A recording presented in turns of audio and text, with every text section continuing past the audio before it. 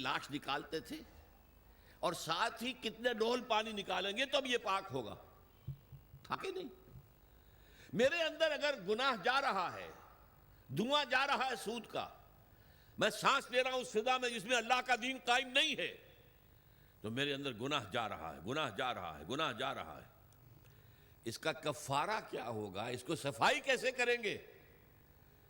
تن من دھن لگا دو اللہ کے دین کو قائم کرنے کے لیے۔ ابھی یہ عزیزم نوید صاحب جو کہہ رہے تھے بار بار اقامت دین، اقامت دین، کیا مطلب ہے اقامت دین کا؟ دین کو قائم کرنا، پورا دین۔ جیسے آپ کہتے ہیں ایک ہے نماز پڑھنا، ایک ہے نماز قائم کرنا، زمین و آسمان کا فرق ہے نا۔ اقیم الصلاۃ، اقیم الصلاۃ، اقیم الصلاۃ، یہ قیام جو ہے نماز کا نظام کا، اس کے لیے مسجدیں تعمیر ہوتی ہیں، اس کے لیے امام اور خطیب رکھے جاتے ہیں، وہاں پر بر وقت جماعت ہوتی ہے، ایک امام کے پیچھے کھڑے ہو کر ہم نمازیں پڑھتے ہیں، یہ نماز کا نظام ہے۔ اسی طریقے سے دین کا نظام، اقیم الدین، دین کو قائم کرو، اور اسی کو کہا وَيَكُونَ الدِّينُ كُلُّهُ لِلَّهِ، دین پورا کا پورا اللہ کا ہو جائے۔ فوجداری قوانین بھی اسی کے ہوں، دیوانی قوانین بھی اسی کے ہوں، وراثت کا قانون بھی اسی کا ہو، سود کو جڑ سے نکال کے پھینکا جائے، بیع و شرع کی جو حرام شکلیں ہیں ان کو ختم کیا جائے، جوئے کا خاتمہ کیا جائے، بے پردگی بے حیائی کا خاتمہ کیا جائے۔ یہ سارا کام اگر آپ کریں تو اس میں جو تن لگے گا، جو من لگے گا، جو آپ کا دھن لگے گا، جو آپ کا وقت لگے گا، یہ کفارہ ہے کہ جزوی بندگی کی وجہ سے جو گناہ ہو رہا ہے اس کا کفارہ ہو جائے گا۔ اگر آپ یہ نہیں کرتے تو اس کا مطلب یہ کہ آپ بھی اسی نظام کے حامی ہیں۔ وہ دیکھیے جو کہا تھا نا بش نے یا اس کے سیکریٹری پاول نے 11 ستمبر 2001 کو، آر یو ود اس اور اگینسٹ اس، یاد ہے؟ اور ہمارا کمانڈو صدر، اور وہ پتاشے کی طرح بیٹھ گیا تھا آپ کے ساتھ۔ جی اللہ بھی یہ کہتا ہے تم میرے ساتھ ہو یا میرے خلاف ہو، نو گرے ایریا ان بٹوین، یا میرے ساتھ ہو میرے وفادار ہو۔ تو جتنے دین پر عمل کر سکتے ہو اتنے پر تو کرو نا۔ نمبر 1، آخر سود سے غبار سے نہیں بچ سکتے، براہ راست تو سود سے بچو۔ نہ سود پہ رقم رکھ کر کھاؤ اور نہ سود پر رقم لے کر اپنا کاروبار بڑھاؤ، اپنی بلڈنگیں جو ہیں اور اونچی کرو، نہیں یہ تو کر سکتے ہو نا۔ پردہ تو اپنے گھر میں راج کر سکتے ہو کہ نہیں؟ اللہ کا شکر ہے ابھی پاکستان میں تو کوئی ایسا ڈکٹیٹر نہیں آیا۔ اگر کوئی زیادہ وقت مل گیا ہماری شامت اعمال سے اس شخص پرویز مشرف کو تو شاید وہ وقت بھی آ جائے کہ پردے پر پابندی کر دی جائے، کوئی عورت برقع نہیں پہنے گی۔ ہو چکا ہے دنیا میں، محسن ممالک میں ہوا، مصطفیٰ کمال پاشا جو آئیڈیل ہے اس کا، اس نے یہی تو کیا تھا، پردہ ختم، انگریزی لباس پہننا لازم، عربی میں نہیں اذان دے سکتے ہو نہ نماز پڑھ سکتے ہو، ترکی زبان میں نماز پڑھو، ترکی زبان میں اذان۔ یہ سارا کمال عطا ترک نے کیا تھا، اور اس نے آتے ہی کہا تھا کہ میرا آئیڈیل وہ ہے۔ یہ تو اللہ کو معلوم ہے کل کیا ہونا ہے۔ بڑے بڑے جبار اور بڑے بڑے طاقتور لوگ آئے ہیں، اور آج نسیم منسیاں ہے، کہاں گیا وہ فیلڈ مارشل ایوب خان، کہاں گیا وہ یحییٰ خان، کہاں گیا بھٹو، کہاں گیا ضیاء الحق؟ تو بڑے بڑے تنتنے والے، بڑے بڑے دبدبے والے لوگ آئے ہیں، وہ سب نسیم منسیہ ہو گئے۔ تو میں نہیں کہہ سکتا کہ اس کے لیے ابھی کتنے دن ہیں، اللہ تعالیٰ کی طرف سے اگر مہلت اسے ملے گی تو ہماری شامت اعمال کی وجہ سے ملے گی۔ اس لیے کہ حضور نے فرمایا ہے، کس قدر پیاری حدیثیں یاد آ گئی، اعمالکم اموالکم، تمہارے اپنے عمل تم پر حاکم ہو جاتے ہیں۔ تم خود بے ایمانی کرتے ہو تو بے ایمانی تمہارے حاکم ہوں گے، تم خود سودی لین دین میں ملوث ہو تو سود کا نظام ہی تمہارے اوپر رہے گا۔ اعمالکم اموالکم، اور ایک اور حدیث میں آیا ہے کما تکونون کذالک یؤمر علیکم، جیسے تم خود ہوگے ویسے تمہارے حکمران جو ہے وہ حاکم بنا دیے جائیں۔ اسی لیے جو نوید صاحب کہہ رہے تھے پہلے اپنے آپ کو بدلو، ان اللہ لا یغیر ما بقوم حتی یغیروا ما بانفسہم، خدا نے آج تک اس قوم کی حالت نہیں بدلی نہ ہو جس کو خیال آپ اپنی حالت کے بدلنے کا۔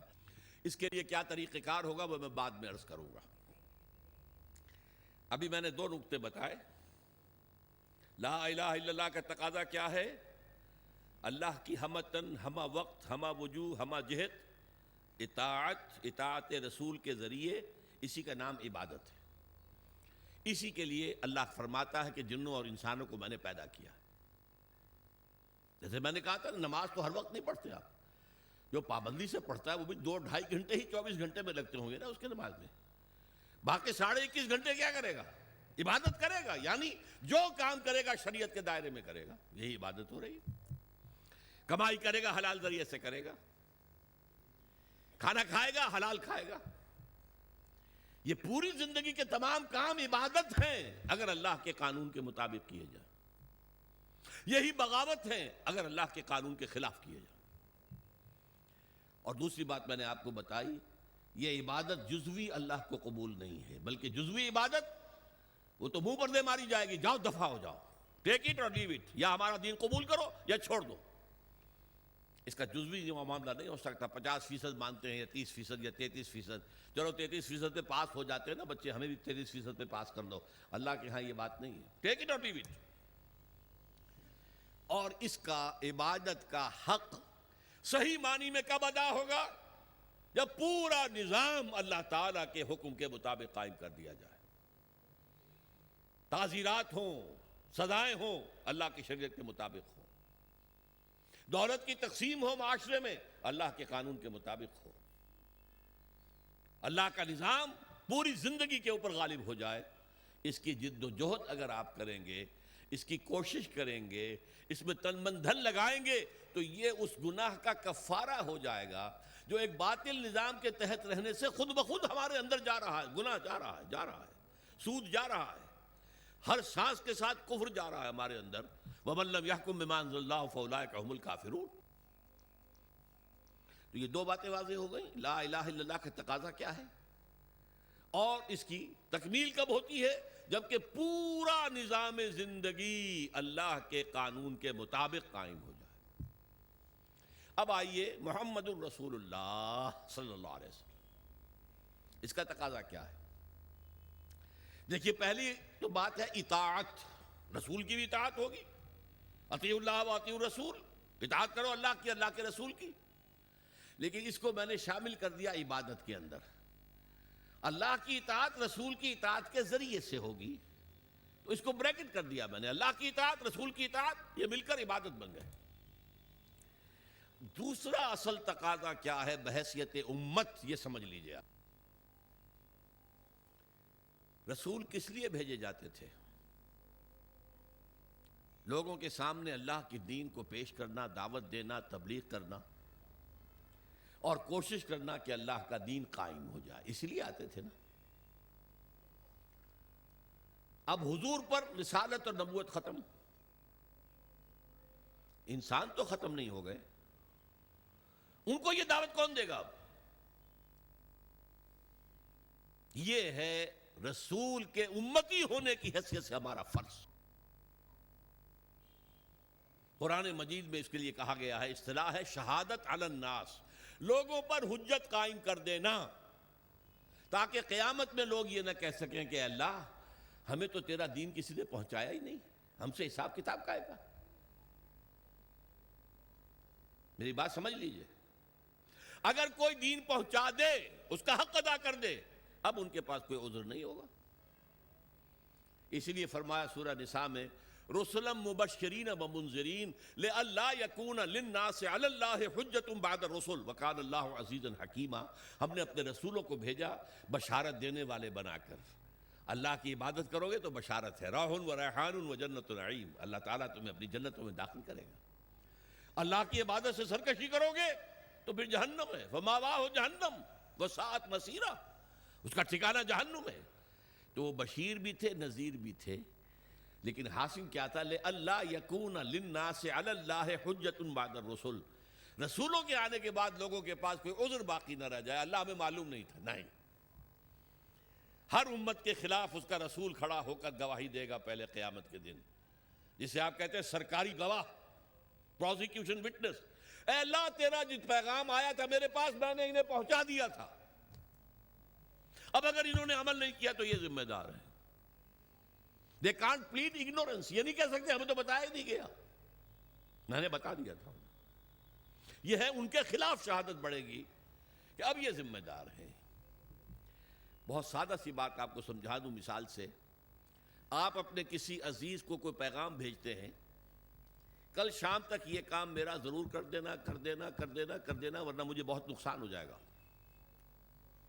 کسی آپ نے ایلچی کے ہاتھوں، پیغام بر کے ہاتھوں یہ پیغام بھیجا، وہ کام نہیں ہوا، آپ کا نقصان ہو گیا۔ اب آپ غصے میں بھرے ہوئے اپنے اس عزیز کے پاس گئے، میں نے تمہیں یہ پیغام بھیجا تھا، تم نے یہ کام نہیں کیا، میرے نقصان کا ذمہ دار کون ہے؟ تم ہو۔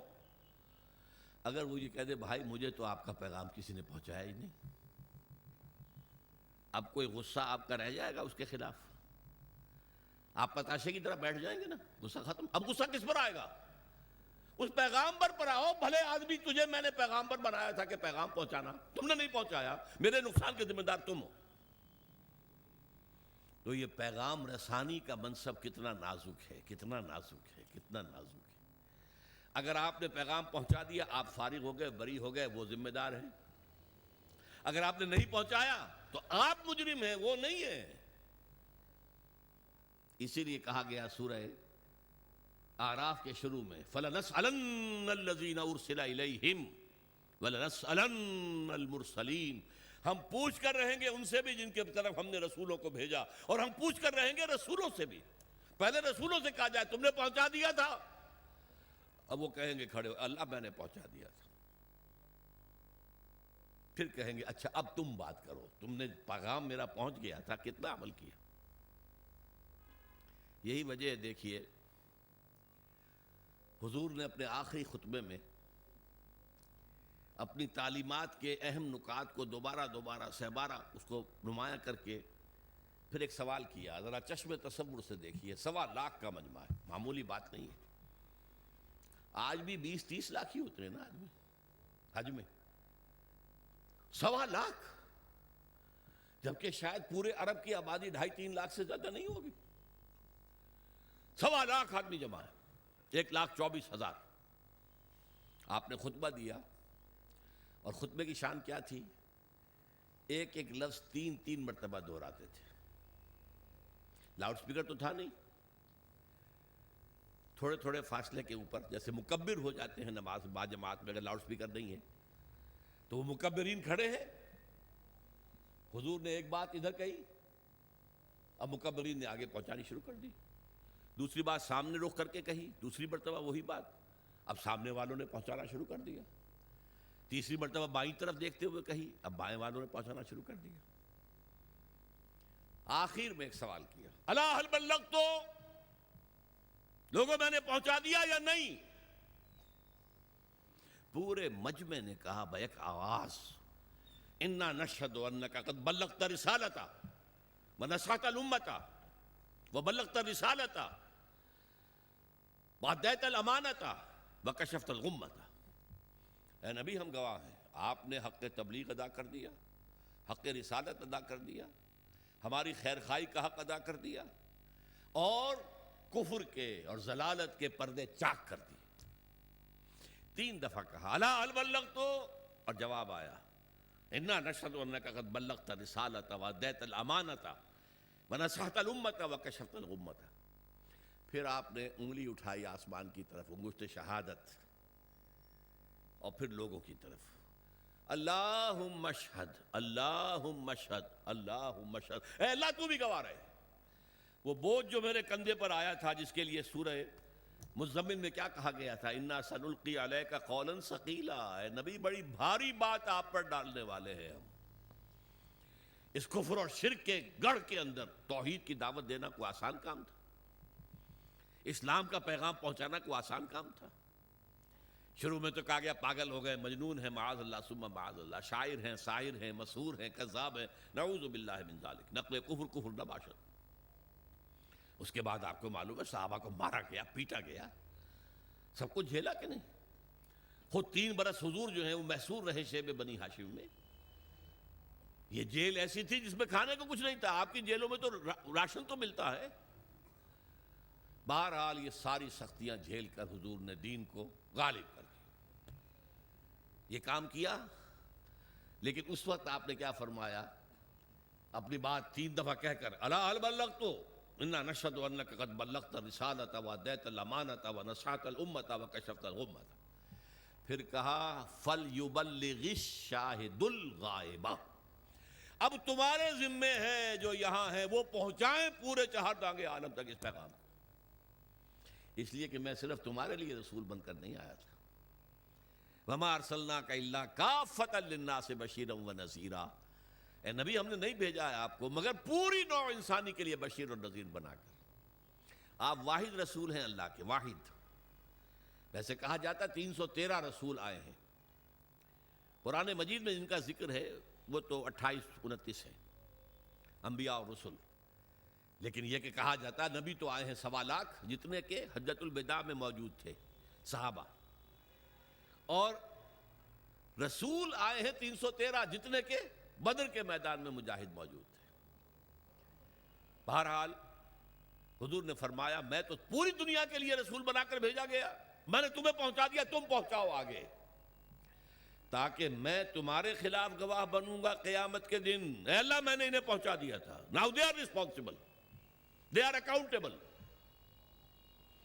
اور تمہیں یہی گواہی دینی ہوگی اے اللہ تیرے رسول نے جو ہمیں پیغام پہنچایا تھا آپ نے پوری دنیا میں پھیلا دیا. اس مضمون کے لیے لفظ شہادت آتا ہے قرآن میں، اس لیے کہ شہادت کا لفظ جو ہے وہ رسالت کی اصطلاح کے طور پر ہے. یا ایھا النبی انا ارسلناک شاہدا وبشیرا ونذیرا وداعیا الی اللہ باذنہ وسراجا منیرا. سورہ مزمل میں فرمایا انا ارسلنا الیکم رسولا شاہدا علیکم کما ارسلنا الی فرعون رسولا. تو اے محمد آپ شاہد ہیں ان پر. دنیا میں آپ گواہی دیں گے اسلام کی اپنے قول سے اپنے عمل سے. قیامت میں آپ کھڑے ہو کر اللہ کی بارگاہ میں عدالت اخروی میں آپ پروزیکیوشن وٹنس کی حیثیت سے ہوں گے. آپ کہیں گے اے اللہ میں نے انہیں بات پہنچا دی تھی اب یہ جواب دے ہیں. They are responsible, they are accountable. یہ فرض ہے امتی ہونے کی حیثیت سے جو ہم پر عائد ہوتا ہے. دیکھیے میں نے یہاں لفظ سنت کا استعمال نہیں کیا ہے. عام طور پر سنت کو ہم سمجھتے ہیں عبادات کے ضمن میں. وضو میں سنتیں کتنی ہیں، فرض کتنے ہیں، اور ہر رکعت میں فرائض کیا کیا ہیں وغیرہ وغیرہ. اصل میں اتباع ہے وہ لفظ جس کے بارے میں قرآن میں فرمایا گیا کہ قل ان کنتم تحبون اللہ فاتبعونی یحببکم اللہ. اے نبی ان سے کہہ دیجئے اگر تم اللہ سے محبت کرتے ہو تو میرا اتباع کرو، اللہ تم سے محبت کرے گا. یہ اتباع کسے کہتے ہیں؟ پیروی کرنا، پیچھے پیچھے چلنا. اتباع اتباع میں وہ شے بھی آ جائے گی جس کا حکم دیا، اور وہ شے بھی جس کا حکم نہیں دیا لیکن آپ نے کیا. اتباع محبت کے جذبے سے سرشار ہو کر، اللہ اور اس کے رسول کی محبت سے سرشار ہو کر ہمہ وقت، ہمہ تن، ہمہ وجوہ، ہمہ جہت اطاعت اللہ کی اور اس کے رسول کی. یہ عبادت ہے، یہ لا الہ الا اللہ کا تقاضا ہے. اور اللہ کے رسول پر ایمان لانے کا تقاضا کیا ہے؟ جس طرح حضور نے 23 برس، غور کیجئے، جب آپ کے پاس وحی شروع ہو گئی اور آپ حکم آ گیا یا ایھا المدثر قم فانذر وربک فکبر، اے لحاف میں لپٹ کر لیٹنے والے صلی اللہ علیہ وسلم اب کھڑے ہو جاؤ، کمر کس لو، لوگوں کو خبردار کرو کہ اللہ کے حضور میں حاضر ہونا پڑے گا، بات جواب دہی کرنی پڑے گی، اور اپنی رب کی کبریائی کا اعلان کرو. اللہ اکبر، اللہ سب سے بڑا ہے، اللہ کی بات سب سے اونچی ہونی چاہیے. لتکون کلمۃ اللہ ہی العلیٰ. یہ جو ہے کام حضور نے 40 برس کی عمر میں وحی کا آغاز ہوا نا. کبھی آپ نے سوچا اس کے بعد آپ نے کوئی معاش کا کام کیا؟ تاجر تھے آپ، بہت اچھے تاجر تھے، بہت کامیاب تاجر تھے، ایکسپورٹ امپورٹ کا بزنس تھا. آپ قافلے لے کر جاتے تھے شام اور واپس آتے تھے، اور اسی تجارت میں آپ کا اخلاق، آپ کا کردار، آپ کی صداقت، آپ کی امانت ایسی ظاہر ہوئی کہ عرب کی متمول ترین خاتون حضرت خدیجہ الکبریٰ رضی اللہ تعالی عنہا نے خواہش ظاہر کی، شادی کی۔ لیکن جب آپ پر وحی آ گئی، اس کے بعد 23 برس کوئی اور کام کیا سوائے دین کی تبلیغ اور دین کو قائم کرنے کی جد و جہد۔ تبلیغ کے لیے تو فرمایا یا ایھا الرسول بلغ ما انزل الیک من ربک وان لم تفعل فما بلغت رسالتہ، اے رسول صلی اللہ علیہ وسلم پہنچا دو جو کچھ بھی نازل ہوا ہے تم پر تمہارے رب کی طرف سے، اگر نہیں کرو گے تو رسالت کا حق ادا نہیں ہوگا۔ یہی وجہ ہے کہ وہ آیتیں بھی حضور نے ہمیں سنا دی جن میں حضور پر گرفت کی گئی تھی۔ یا ایھا النبی لما تحرم ما احل اللہ لک، اے نبی کیوں حرام ٹھہراتے ہو اپنے اوپر جو اللہ نے تم پر حرام کیا؟ ہو سکتا تھا حضور چھپا لیتے کہ میری یہ پکڑ جو اللہ نے کی ہے، کیوں مسلمان ہمیشہ اس کو پڑھتے رہے؟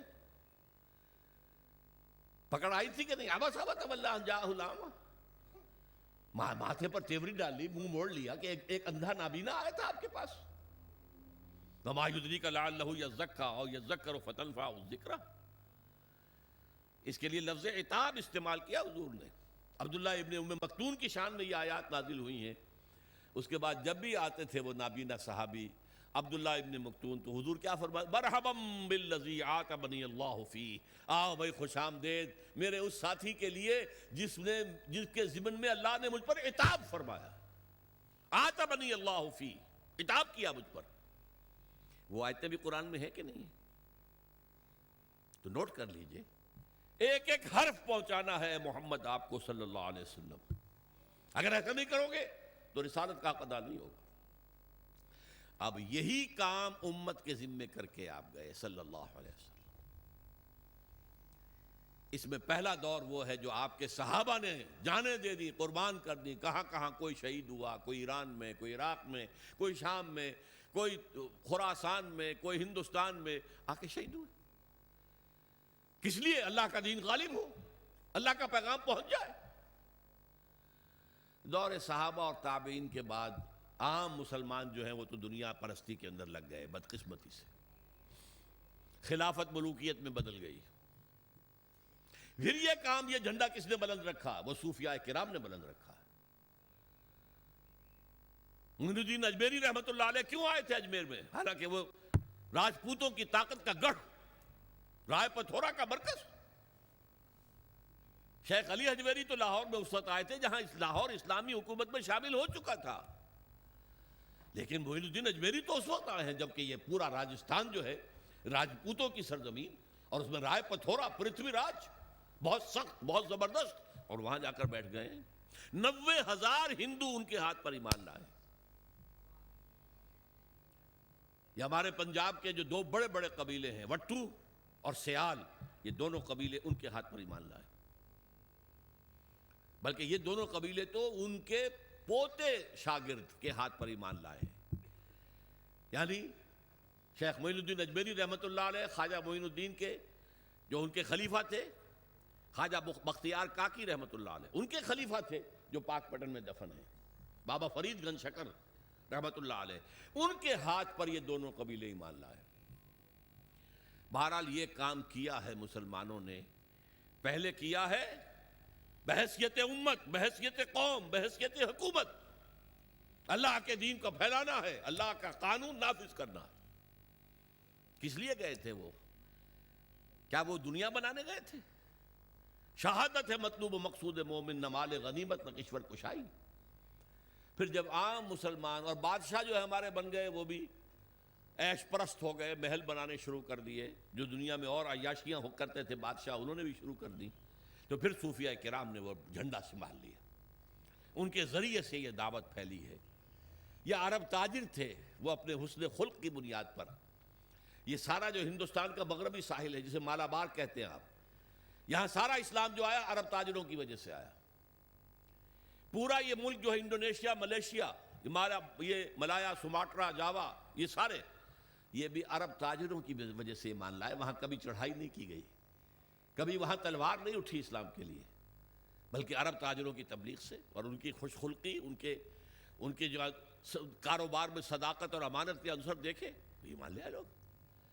بہرحال یہ جان لیجئے کہ اس کے بعد سے جب کہ یہ ادارہ بھی کم ہو گیا، کمزور ہو گیا، اب امت مسلمہ وہ کام سرے سے نہیں کر رہی۔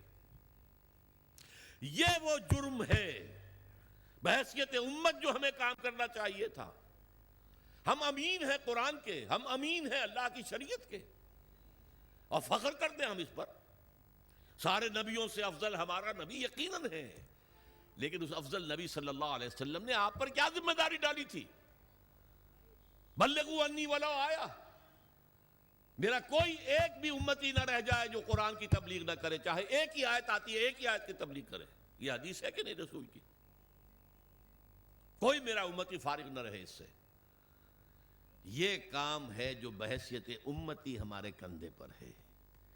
یوں سمجھیے کہ خطبہ حجۃ الوداع میں وہ بوجھ حضور کے کندھے سے اتر کر امت کے کندھے پر آ گیا۔ اسی لیے میں کہا کرتا ہوں سائی آف ریلیف، اے اللہ تو بھی گواہ ہے، یہ مان رہے ہیں میں نے پہنچا دیا ہے، میرے اوپر اب کوئی بوجھ نہیں۔ اِنَّا سَنُلْقِي عَلَيْكَ قَوْلًا ثَقِيلًا، وہ بھاری بات کا بوجھ میرے کندھے سے اتر گیا۔ یہ شہادت ہے، اور اس کے لیے قرآن مجید میں دو جگہ آیا۔ ایک صورت ہے سورہ حج جو مکی دور کی آخری صورتوں میں سے ہے، ایک صورت ہے سورہ بقرہ جو مدنی دور کی پہلی صورت ہے۔ ان دونوں میں درمیان میں ہجرت ہے، ادھر سورہ حج ادھر سورہ بقرہ۔ سورہ حج میں فرمایا اے مسلمانوں جاہدوا فی اللہ حق جہادہ، جہاد کرو اللہ کی راہ میں جتنا کہ اس کی جہاد کا حق ہے۔ اور کس لیے کرو؟ لِیَکُونَ الرَّسُولُ شَہِیدًا عَلَیکُمْ وَتَکُونُوا شُہَدَاءَ عَلَى النَّاسِ، تاکہ ہمارے رسول صلی اللہ علیہ وسلم وہ تمہارے خلاف گواہی دے قیامت میں کھڑے ہو کر کے اللہ تیرا دین جو میرے پاس آیا تھا میں نے پہنچا دیا تھا، اور تم یہی گواہی دو کھڑے ہو کر اے اللہ تیرے نبی سے جو دین ہمیں ملا ہم نے پوری دنیا میں پھیلا دیا تھا۔ یہ مقصد ہے اس امت کی تشکیل کا۔ انسانوں کی تخلیق عبادت رب کے لیے، تشکیل امت یہ اس مقصد کے لیے ہے۔ اسی لیے جب امت کی باقاعدہ تاج پوشی ہوئی ہے، یہ لفظ ذرا آپ چونکیں گے، جیسے کسی بادشاہ کے مرنے کے بعد پھر دوسرا بادشاہ آتا ہے تو اس کی تاج پوشی ہوتی ہے نا۔ 2000 سال تک یہودی بنی اسرائیل اس مقام پر فائز تھے، اللہ کی کتاب اور شریعت کے امین وہ تھے، تورات انہیں دی گئی تھی، 20 نبی ان کے ہاں آئے، 3 کتابیں انہیں دی گئیں، تورات بھی، زبور بھی، انجیل بھی۔ لیکن حضور کی بعثت کے بعد بنی اسرائیل معزول کر دیے گئے، ایک نئی امت نبوت اور رسالت محمدی کی بنیاد پر وجود میں آئی، وہ امت مسلمہ ہے جس کو ہم بدنام کرنے والے ہیں۔ بدنام کنندگان نکو نامے چند، ہم اپنے اسلاف کو بدنام کرنے والے ہیں آج دنیا میں۔ لیکن ہمارا منصب یہ ہے، یہ جو کورونیشن ہوئی ہے کب ہوئی ہے؟ تحویل قبلہ، حضور نے 16 مہینے نماز پڑھی ہے بیت المقدس کی طرف رخ کر کے مدینے جانے کے بعد، پھر حکم آ گیا فَوَلِّ وَجْهَكَ شَطْرَ الْمَسْجِدِ الْحَرَامِ، اب قبلہ بدل دو، شمال کی بجائے جنوب کی طرف رخ کرو، خانہ کعبہ کی طرف رخ کرو۔ یہ علامت تھی کہ اس مرکز والی امت معزول، بنو اسرائیل کا مرکز وہ تھا بیت المقدس، وہ مسجد جو حضرت سلیمان نے بنائی تھی، جسے یہ لوگ ٹیمپل کہہ دیتے ہیں، ہیکل کہہ دیتے ہیں، ہمارے نزدیک تو مسجد اقصیٰ تھی۔ وہ حضرت ابراہیم نے، اسماعیل نے علیہ السلام خانہ کعبہ کی تعمیر نو کی تھی، حضرت سلیمان نے یہ جو بیت المقدس کے اندر مسجد بنائی۔